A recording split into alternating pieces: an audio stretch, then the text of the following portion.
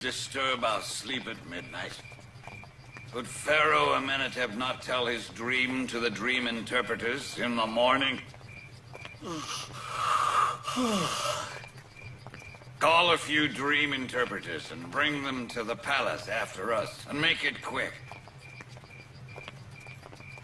Yes, Your Eminence. هل ترى كيف حرمونا النوم في منتصف الليل؟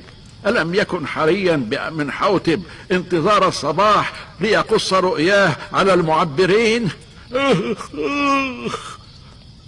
هيا أخبروا بعض المعبرين واتبعونا بهم إلى القصر مباشرة. هيا أسرعوا. سمعا يا عالي المقام.